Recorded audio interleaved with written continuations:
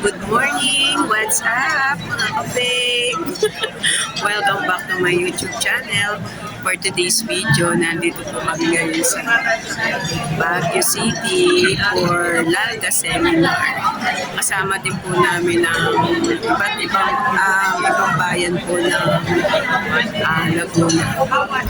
Buong Los Baños nandito. Ayan.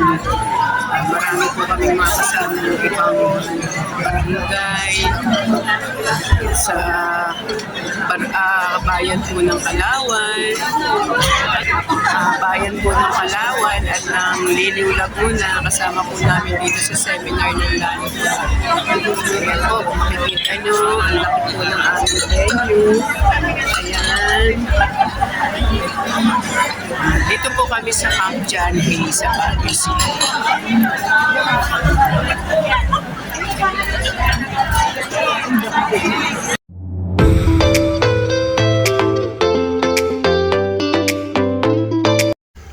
Hello po mga ka-babe, ito po ay Lalga Seminar ng Laguna Association of Local Government Accountants na isinagawa po dito sa Camp John Hay sa Baguio City.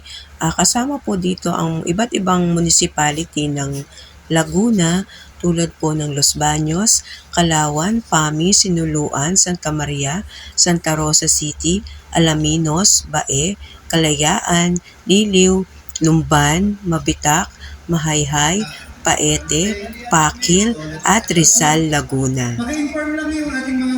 Bali, third batch na po ito ng municipality ng Laguna ng Lalga Seminar na isinagawa po dito sa Camp John Hay sa Baguio City. We will start formally. So alam po namin na kayo ay galing sa mahabang biyahe. So pipilitin po natin na makapagpahinga rin tayo ng maaga. And recent updates and relevant laws to be conducted by the Laguna Association of Local Government Accountants Incorporated in the Camp John Hay Trade and Cultural Center. So to start, let us invoke the presence of the Lord. Let us pray.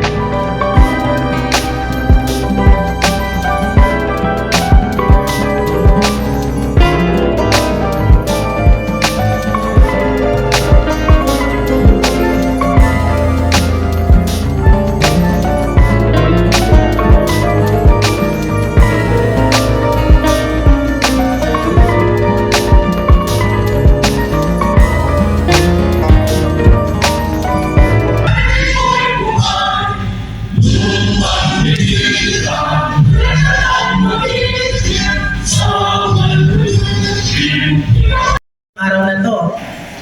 So, siguro nagtataka kayo, iba yata yung naging presidente ng Lalga. During pandemic, nagkaroon tayo ng bagong pamunuan. So, ito namang lumang pamunuan, hindi kami iniwan. Kaya mga kaibigan, ibig kong marinig nyo ang pananalita ng ating former accountants for how many years? Ang dami, ang tagal. Binibigay ko muli sa inyo ang aming step mula sa Los Baños, Laguna. Magandang umaga po sa inyong lahat. Good morning! Marami po sa inyo ay dati na natin nakakasama sa lahat ng mga seminars na hinandog sa inyo ng Lalga. At marami rin sa inyo, namimiss na ang Lalga. 2020, supposed to be dapat dito tayo. Unfortunately, inabutan tayo ng pandemic, so na-postpone nyo.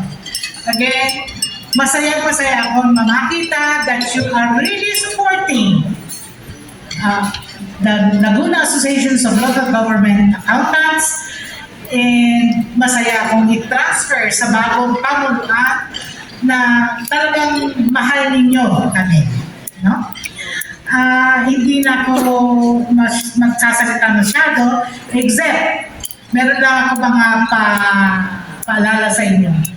Ang Baguio ay mahigpit, ay pinatutupad ang no smoking on public places. So, ang CAP, Orange Ranch at Manor, meron silang mga designated na smoking area. Isa pa, at higit sa lahat, Please take note that we have rules, we have laws, is understand the law. And I do understand ang laki-laki ng role ng accountant. We are partners in advocating government reforms. Kailangan tulungan natin ang ating gobyerno in order to improve our economy. Gusto ko ring malaman, what are your procurement issues? So that we can address whatever problems po meron sa kanya-kanyang barangay. Okay? So, feel free po to ask questions habang nagdi-discuss po ako. Okay? Now, early laws pa lang po ng procurement. Please take note. Minana natin yan sa mga Amerikano. The American practice of public bidding. Noon pa po yan, 1900, meron na po tayong competitive public bidding. And Act number 22, dati-rate, ang Chief Engineer ng US Army, sila po ang purchasing agent ng ating gobyerno. And Act number 74 in 1901, contracts are mandated for purchase of school supplies. Ayan, yung ating DepEd ngayon. Kailangan may mga kontrata tayo, di ba? But make sure that contracts are valid. Now, Act number 82, we have the provincial governors and municipal mayors to enter into contracts for public works. Please take note. Infrastructure, civil works, construction. Hindi basta-basta diretso sa kontrata. Kailangan may public bidding yan. And Act number 146, the creation of Bureau of Supply. Now we call that the PSCBM, yung centralized procurement ng ating office supplies. And Executive Order number 16, 1936, no contract shall be awarded without public bidding. Please take note, time pa ni President Manuel Quezon, meron ng public bidding. So why public bidding? Okay, mamaya, no contracts shall be entered into without public bidding. Because the technical working group, tatlo yan, because they have the skills, they have the professional expertise that will guide the bids and awards committee. So malaki po ang role ng TWG. At si end user, but kailangan niyang ang need na i-consult kay TWG doon pa lang sa paggawa ng kanyang technical requirements, nandyan si TWG to assist the end user. Okay? So malaki ang role ng TWG. Now the Bank Secretariat, anong role ng Bank Secretariat? Now, marami bang Bank Secretariat dito? Pagpataas na akong kamay, may Bank Secretariat? Wala. Meron. Meron?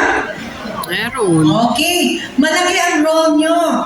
Kasi maraming trabaho ang Bank Secretariat. Please take note. Administrative support lang kayo. You do not have decision functions. Okay? Bank Secretariat supports the Bids and Awards Committee, lalo na sa pag-consolidate ng various PPMPs into one annual procurement plan. Okay? And the Bids and Awards Committee, ayan, napakalaki ng role because it is the bank that sees to it that the procurement was done in accordance with RA 9184 and recommends to the who the approval of bank resolutions or disapproval ng mga bank resolution. Diba? And observer.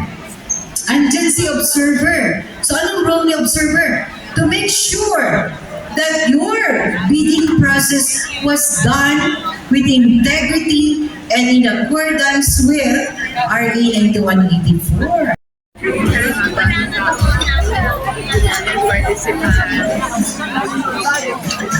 Ayan, sa lunch pa lang haba ng pila. Kasi maraming bayan ang ng Laguna ang nag-seminar dito para sa LALGA. Ang haba, paikot eh.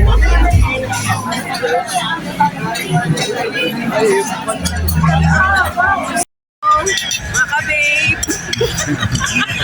Ito po, magla-lunch po muna kami dito. Dito pa rin po kami sa seminar ng LALGA.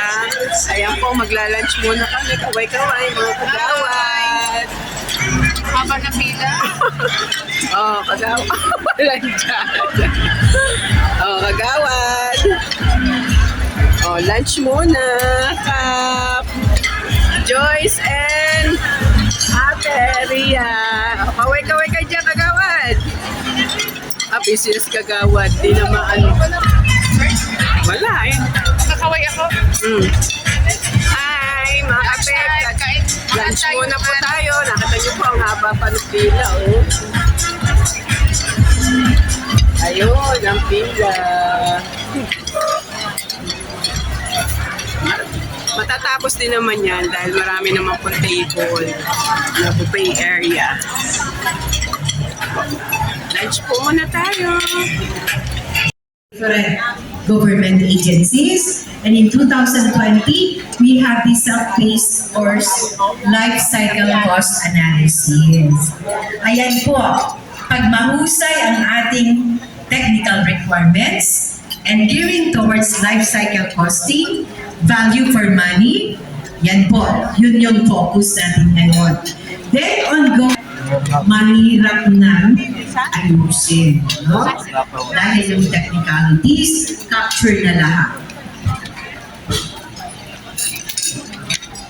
Okay, 2019, we have a course of life cycle cost analysis for best value procurement. Kasi naging issue dati is, ang baba nga, pero Triangular nasisira pa pie. agad. Yan. May mga supplier na bibigyan ng award. Baba ng presyo, sobrang baba. Pero pag i-deliver sa'yo, nasa-sacrifice yung quality. Okay? So kailangan meron tayong life cycle costing. Now, in 2019, merkado sa market because of green public procurement. Napansin niyo ba, yung bond paper na binibili ninyo, hindi ganun kaputi? Yung napkin, yung tissue, hindi ganun kaputi.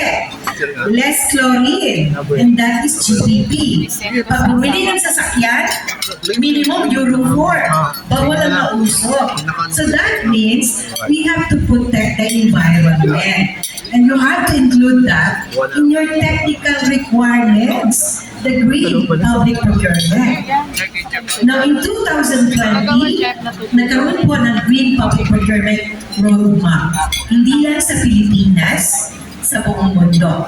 Now, in 2021, okay, 2018, 26%.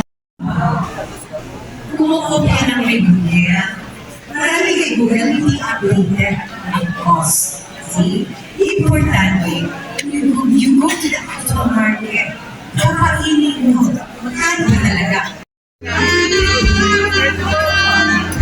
Nakapila na si Kulot.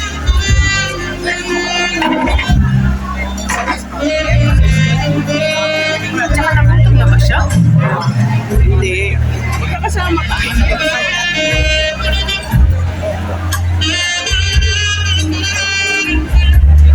Feel the way we get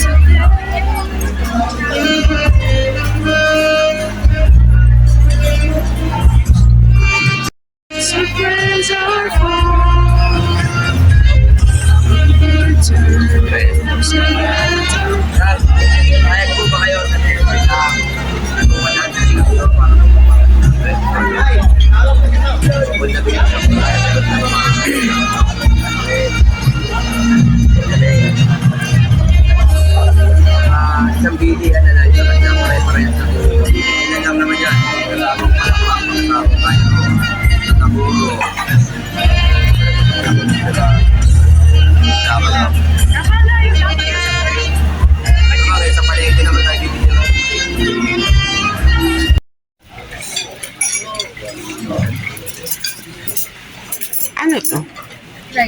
Rice.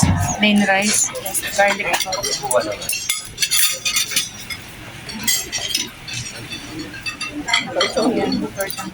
Torta.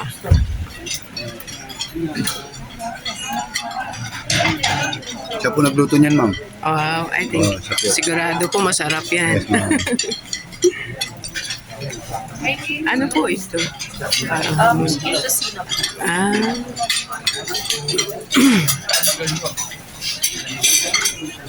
Jason, kaway. Why? Kaway ka kuya, mapapanood mo to. Oh, kuya, kaway ka din.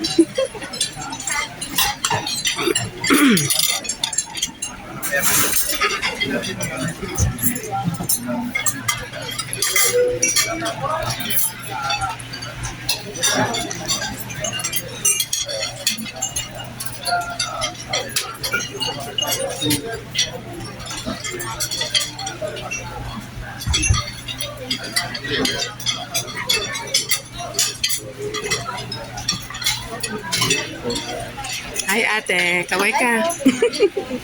Morning. Is pa-approve nyo kayo kasi mag-i-exceed ka hanggang 45 calendar days. Pwede, depending on the complexity and nature of that particular project. Bakit mahalaga ang post-qualification? Dito po tayo nag-verify, nag-ocular inspection whether all the documents submitted were valid. Okay, so dito pumapasok because prior to awarding of contracts, we have to make sure that that supplier is eligible legally, technically, financially. Di ba tatlo? Otherwise, you cannot award a contract. So, importante, itong post-qualification. Then, awarding of the contract is 15 calendar days for the hope to award the contract. Ayan. So, yan po yung proseso pagdating sa competitive bidding. Next, please.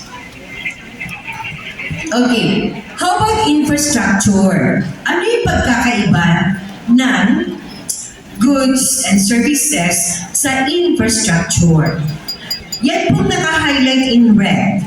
Yan lang po yung pagkakaiba nila.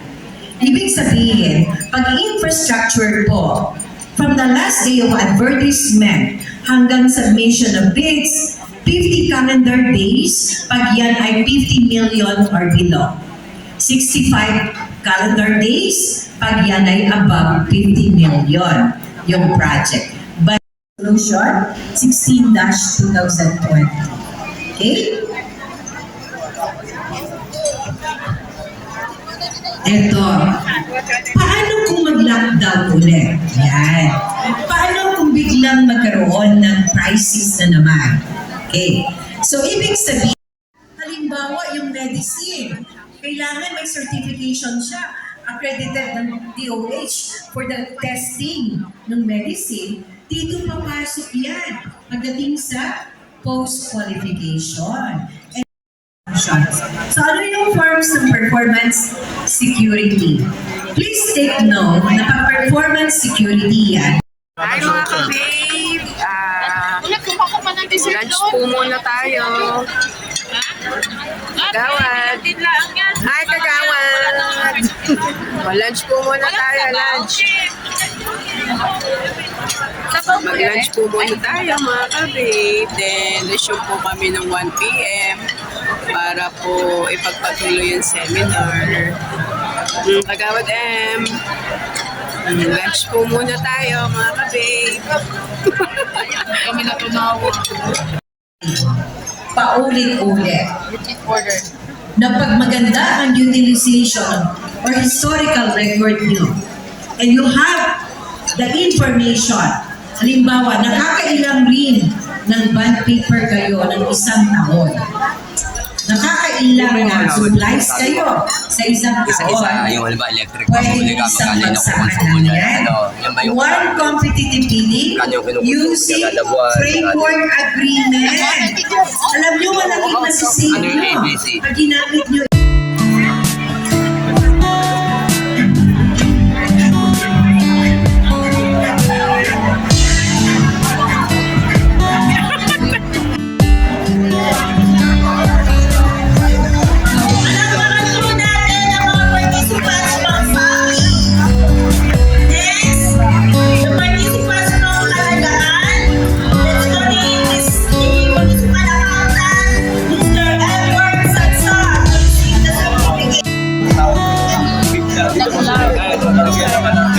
Thank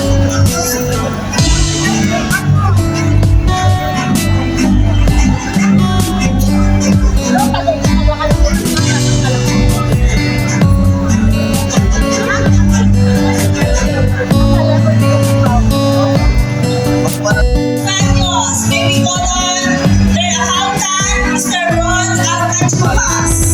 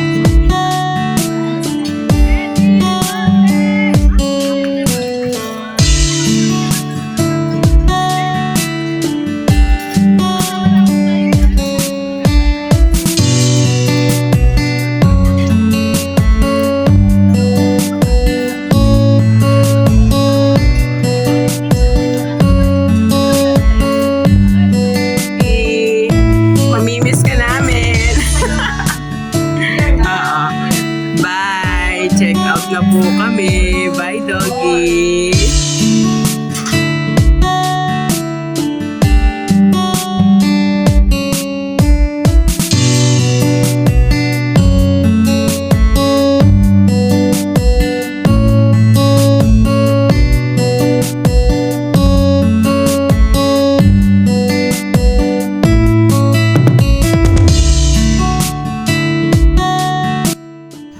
Hello, good morning po mga ka-babe. Pa-check out na po kami ngayon dito sa aming hotel, dito sa Forest Lodge ng Camp John Hay sa Baguio City. After po namin mag-check out dito sa hotel, ay pupunta po kami sa venue para mag-breakfast.